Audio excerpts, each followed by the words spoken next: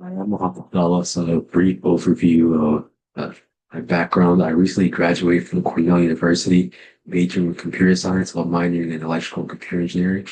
And this one course that I took at Cornell particularly stands out in terms of this job, in terms of this web development job or this web developer job, which was data-driven web applications, where I would learn tons of HTML, CSS, and JavaScript. So first, I'd like to thank you for reviewing my Hotel KPI Calculator. So I'm going to get into the brief demo where I would show a single page application built only using HTML, CSS, and JavaScript. So let's get into this. Sure.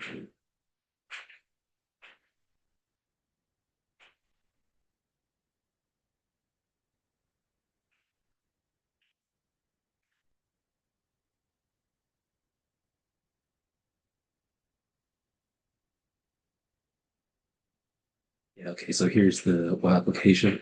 So if I type in, so first of all, the only additions I made were being able to use sample input and resetting the input.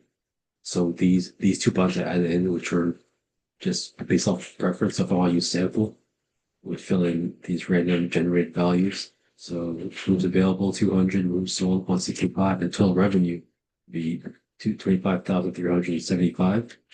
And then over here on the right would give you occupancy, average daily rate, and revenue for available rooms.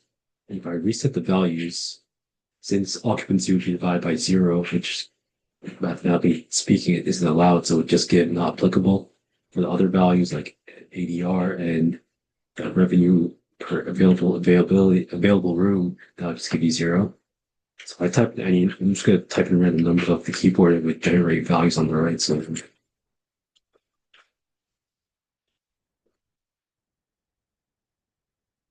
just put this.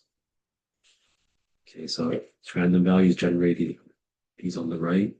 So I guess that concludes my demo. I'm trying to think, are there any edge cases that where you're concerned about? So if this is zero. So if room sold is zero, then the average daily rate is so if room is zero, then the occupancy and average daily rate just default to zero. Let's see if this is a value total available rooms is zero, then occupancy is not applicable since you can't divide by zero, which would be the total rooms available. Revenue is zero. So if revenue is zero, then revenue per available room would just be zero.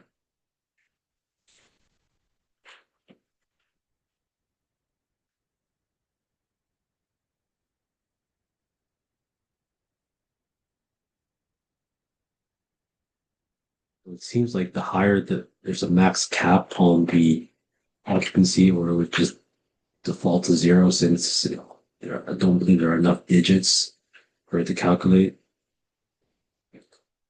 So yeah, that concludes my demo of the Hotel KPI Calculator. And once again, thank you for reviewing my Hotel KPI Calculator, Hotel KPI Calculator. And I hope I can move forward in this process for the web developer role. Thank you.